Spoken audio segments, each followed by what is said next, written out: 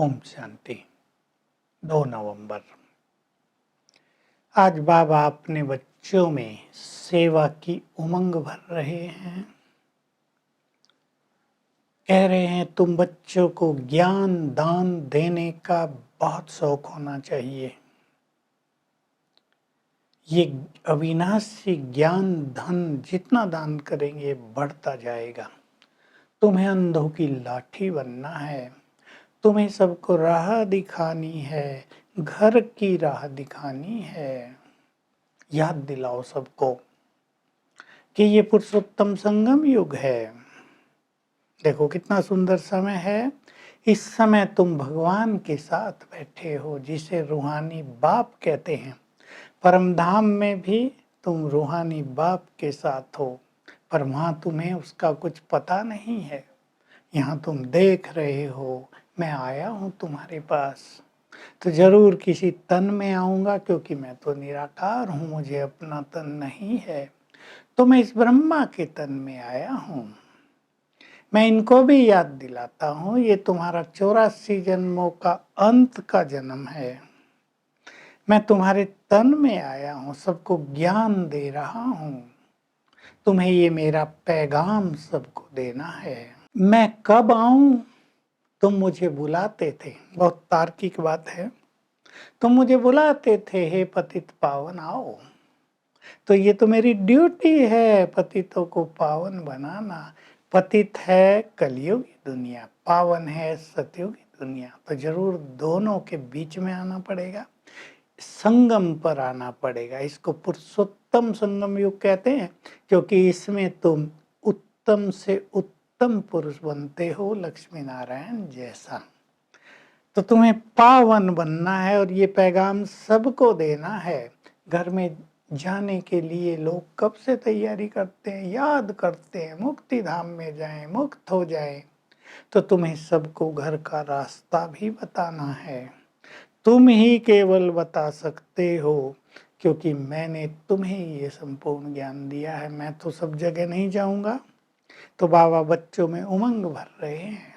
बच्चे ठंडे हो जाते हैं, उमंग नहीं रहती, क्योंकि खुद धारणा नहीं करते। धारणा करें तो उमंग रहे, ज्ञान का चिंतन करें तो दूसरों को ज्ञान भी देंगे। बच्चे बहुत सहनशील भी बनना होता है सेवाओं में। देखो धर्म पिताओं को कितना सहन करना पड़ा। तुम तो आदि सनातन देवी देवता धर्म की स्थापना कर रहे हो। सहन तो करना पड़ेगा, सुनना भी पड़ेगा। वही धर्म पावन धर्म था, मैं आकर उस धर्म की स्थापना कर रहा हूँ जो लोप हो गया है। महाभारत लड़ाई भी सामने खड़ी है, गीता का युग चल रहा है। मैं गीता ज्ञान दे रहा हूँ और युद्ध की पूरी तैयारी हो चुकी है। तो जो हुई थी महाभारत लड़ाई फिर होगी, 5000 वर्ष बाद रिपीट होता है। तुम घर घर जाकर पैगाम दो, सवेरे जाकर पैगाम दो, दुकानदारों को पैगाम दो। तुम अपने को आत्मा समझ बाप को याद करो, तो तुम्हारा धंधा बहुत अच्छा चलेगा। तुम्हारे विक्रम विनाश हो जाएंगे, तुम पावन बन जाओगे। पावन देवी देवताओं की दुनिया में चले जाओगे। और जो जितना याद करेंगे, सेवा करेंगे, वे उतना ही उच्च पद अवश्य पाएंगे। क्योंकि जो मेहनत करते हैं उनको उच्च पद मिलता ही है। आज बाबा बहुत अच्छी बात कह रहे, तुम ब्राह्मणों को समझाओ।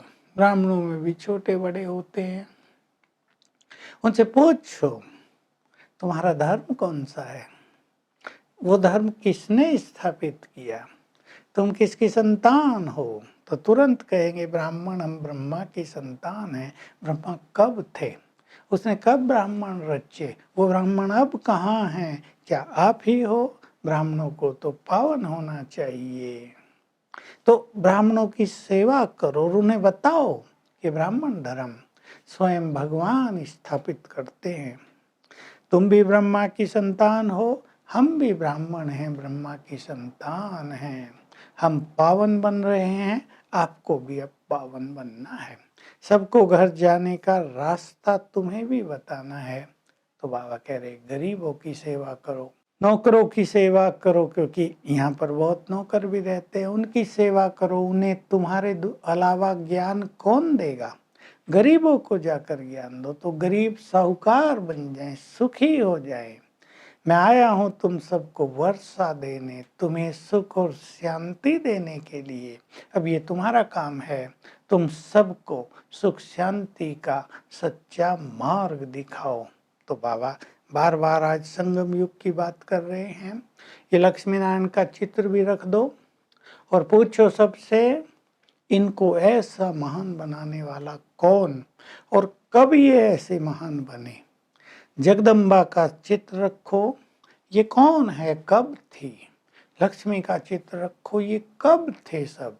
इनको ऐसा पूजनीय किसने बनाया था? तो संगम युग का ज्ञान सबको दो।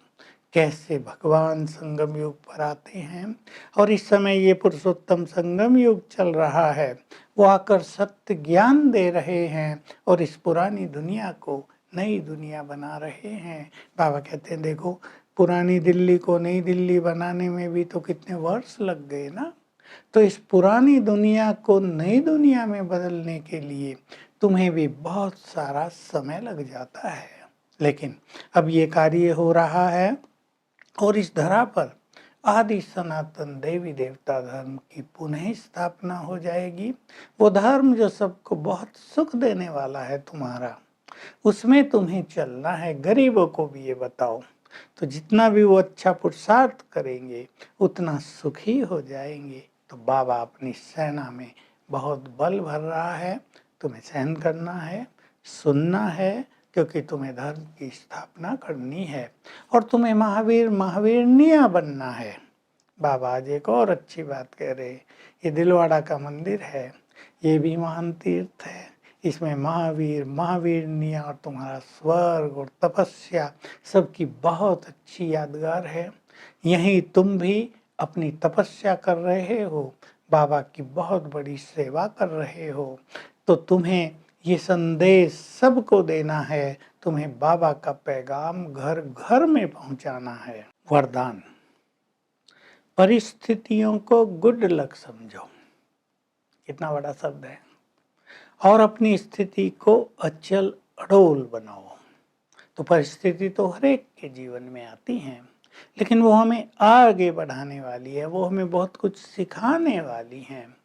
और यदि हम श्रेष्ठ स्थिति में रहेंगे तो परिस्थितियां स्वतः ही समाप्त हो जाएंगी। इसलिए परिस्थितियों का चिंतन न करके हाई जंप देकर उन्हें पार कर लो। हाई जंप देने का अर्थ है उनका जल्दी से जल्दी समाधान कर लो, तो बहुत अच्छा अनुभव हो जाएगा। स्लोगन, नॉलेजफुल वह है जिसका हर कर्म श्रेष्ठ हो और सफल हो।